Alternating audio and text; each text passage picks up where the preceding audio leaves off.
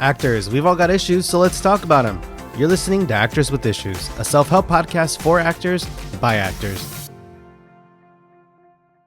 Hello, ladies, gents, and non-binary friends, and welcome back to another episode of Actors with Issues, a self-help podcast for actors by actors, featuring guests with folks from TV, film, and Broadway. We are back with another bite-sized interview.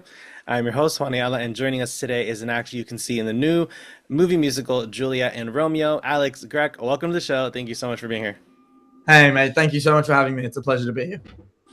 So I'm curious, tell us a bit about sort of like life growing up. Was acting something that you took interest in or performing pretty early on, or did that sort of come a bit later for you? Yeah, so I was born in Sydney and grew up in Melbourne, Australia. And, you know, as with anyone who has an older sibling, my older brother started acting with a group in our local state called the Victorian Youth Theatre. And, you know, obviously anything my brother did, I felt the need to follow and try to emulate. So I joined the Victorian Youth Theatre when I was about 6. And then we did 2 shows a year. And I was with them for like 9-10 years. And then continued, you know, doing theater through school and through extracurriculars and, you know, studied it through IB and was the drama captain at my school. And then after that period, left Australia for about 11 months, traveled around a little bit, tried to figure out what I wanted, and ended up getting into NYU's Tisch Performing Arts course. And that sort of set me up for the next 5 years from, you know, 2020 through till now. Was there a time that you were still in school during the pandemic, or did that sort of happen like you had left and then the pandemic happened? No, it was towards the tail end of the pandemic. So I moved to New York in would have been end of September 2020 for the fall semester. And I had to do the first month or so of the course online in Australia while still working as a paralegal to like save up the money to travel here. Yeah. So that was quite a hectic experience, quite a hectic time. And then, you know, as with visa things, they give you a very small window to kind of make the move. And during COVID and everything, it was so high stress. It was so high octane. Yeah, I don't look back on that time altogether too fondly, but no, I am very grateful for where it landed me. And my first apartment in New York was an absolute shoebox, and I moved out of there as quickly as I possibly could. But yeah, I spent probably the first half of the first semester online. And then we were back in person at different staggered rates for different courses. Yeah, and I'm curious, since the pandemic, so much has happened, you know, obviously productions, lots of shows that were sort of on the cusp of either being renewed or canceled, ended up being canceled because contracts and whatnot. And then the strikes happened a few years later, and just things still haven't really fully recovered. I'm sure many people know that. But I'm curious how, from your perspective as an actor, of someone who was auditioning and whatnot, doing projects during that time, how have you noticed that the industry has changed the most over the last 5 years? You know, the industry is different everywhere you go. It's very much a cultural beast. You know, like I wouldn't try to compare Hollywood with Bollywood in terms of the way they run productions or draft contracts or hire producers or whatever. My second point would also be I'm an actor. I haven't made my own feature-length film. So I'm not really in a position to comment too heavily. What I will say is, you know, my personal opinion is that America is a very intimidating place, particularly as an artist who, you know, wants to make a career out of their craft and their industry and something that they love and, you know, have given years of their life to and are committed to giving, you know, the rest of their life to. It can be a very intimidating place because there isn't as much support for the individual artist as much as there is for the corporate entity that's going to do the marketing for it. Right. So that's a big thing that I think bothers me coming from Australia. There's a lot of independent work that never really sees the light of day because there just isn't the funding there.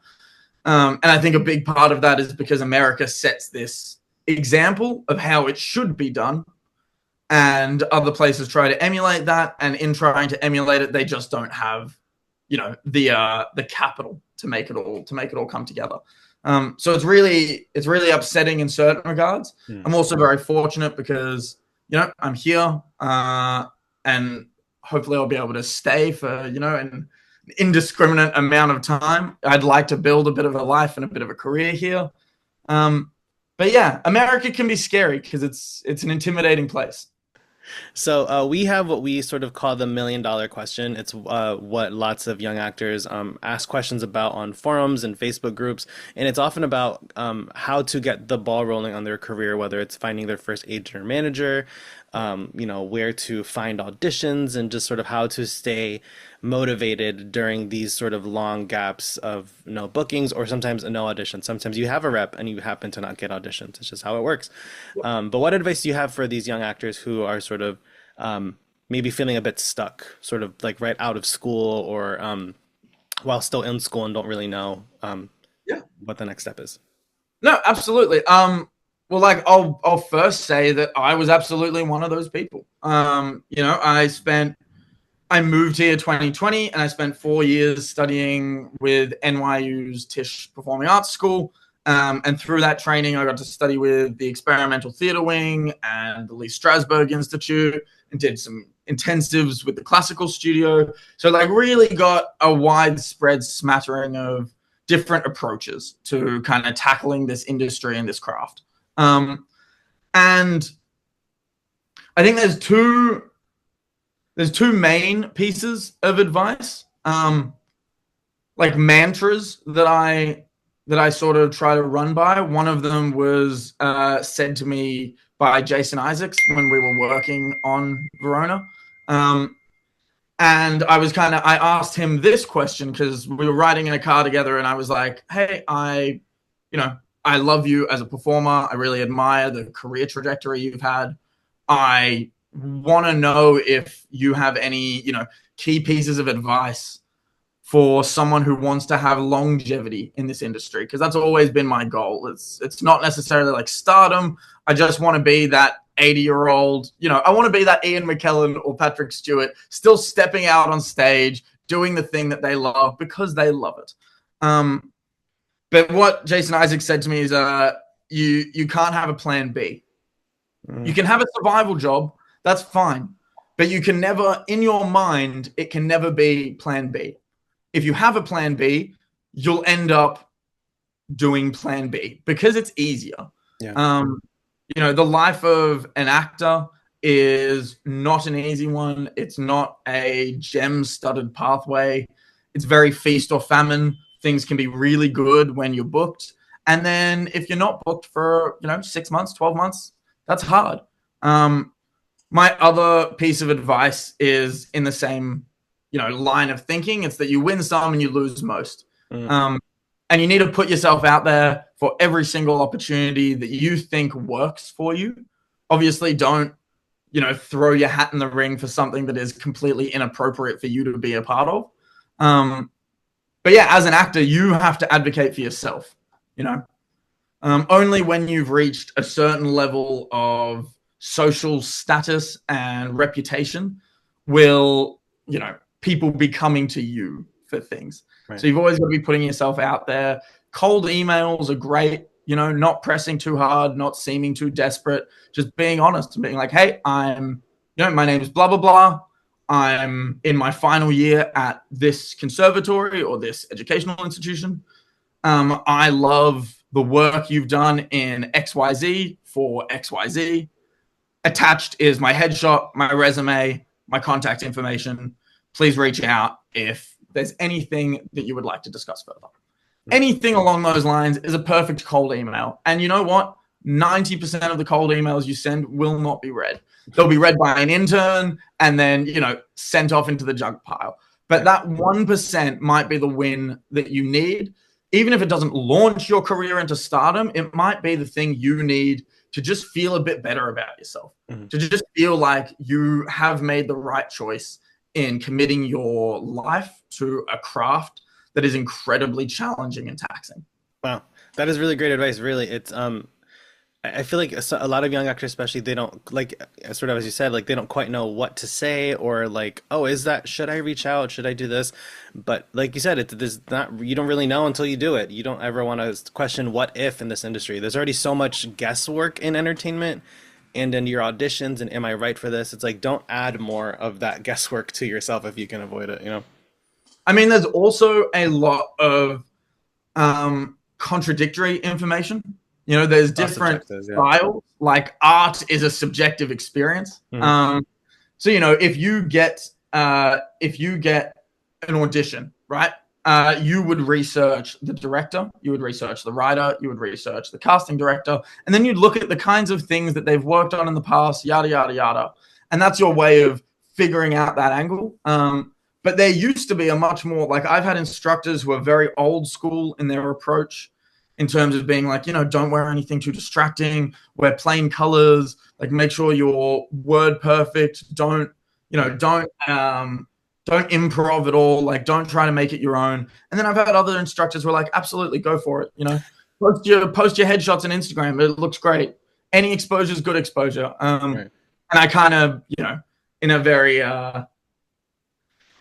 sort of middle of the road way, I think that the truth is probably somewhere in between those two extremes of, not overexposing yourself, but definitely putting yourself out there as much as you can. Well, before we go, I want to talk a bit about Juliet and Romeo first. What was your experience with the film? I know you did a lot of stunt work and ended up doing more than you sort of initially thought you would, given your involvement as a stunt performer and whatnot. And sort of, was that something that you were always sort of into? Did you grow up doing, would you consider yourself like athletic and you all sort of loved the stunt work or athleticism and that sort of led to this, or was this a new experience for you? A little bit of column A, a little bit of column B. I've always been an incredibly physical performer, an incredibly physical person. I, did gymnastics and martial arts and played a lot of sports all through my life. And then as I got more and more into acting, I, did my stage combat certifications, as you mentioned earlier, through NYU and everything. And those are great, but they're very, they're very foundational. And for me, the big kicker is the way that using stunt work, even not in the way that it's traditionally conceptualized of like massive fight scenes or car stunts or people being set on fire. There's subtleties in the way that a character climbs a rope, or, as in the Juliet and Romeo scenario, Romeo climbing up Juliet's balcony. There's character in how that action is done. And I think something that the production and Jamie Ward, who was our lovely leading man playing Romeo, they were all very, very concerned that, or very, very adamant, I should say, that they wanted the physicality of Jamie's Romeo to be present in all of the stunt work. But unfortunately, Jamie had injured his ankle during the stunt rehearsal process, and couldn't perform any of his more vigorous stunts. So I got a tap on the shoulder to step up and double for Romeo, which I did. And absolutely loved it. So I ended up doing all of my own stunts plus all of Romeo's stunts. And is that something that you want to explore a bit more? Maybe do some more sort of like action genre, or even like the horror genre can be very physical depending on what kind. Is that something that's sort of on your radar for the future? Yeah, absolutely. I mean, since graduating from NYU in 2024, I was kind of just helping out on little projects for friends and stuff like that because I was around. And one of them was doing some very like old school Jackie Chan wire and rope work for a horror movie where we're doing exactly that, where, very paranormal activity-esque. Yeah. You can't see the rope, you can't see the harness, and you just see someone getting flung out of a room. And that stuff's a lot of fun. So I absolutely am interested in it, but mostly through the guise of being an actor who is really dedicated to making sure that the physicality of their characters is carried through to the utmost extent, because that's something that really connects me with the world of the story, is feeling confident that the physicality lives within my body. And I'm someone who's very, very happy to kind of push myself to find out what that means. And with Juliet and Romeo, what would you say was the biggest sort of takeaway for you? Like, what did you walk away from this experience having learned? Um, that's a good question, because I learned a lot. It was my first project of this scale. The cast was absolutely packed with incredible performers like Derek Jacobi, Jason Isaacs, Rebel Wilson, even the younger actors, Jamie Ward, Clara Rugard, Nicholas Padani. They are all just incredible. And it was such an educational experience to kind of watch all these different styles of work ethic, and kind of figure out what worked for me and what wasn't for me, and how you negotiate, the many, I think we had 400 or 500 people on set on one of our biggest days. So trying to fit yourself in, as an actor, you need to be prepared. You need to be ready to go when you're called on, but you also kind of need to look after yourself and, make sure that you have the things you need, but you also don't want to step on people's toes and get in the way. You're an important cog in the machine. You are not the machine.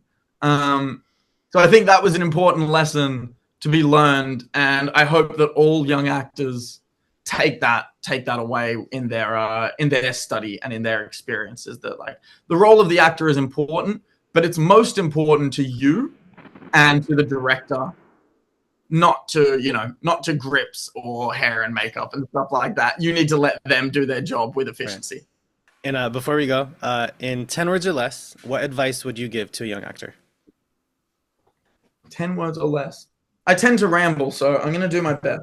You can do the 10 words and then elaborate if you want. Folks usually do that. I would say take risks, be bold. Take risks, be bold, be proud, and be humble. And I think what I mean by that is there's a lot of actors out there.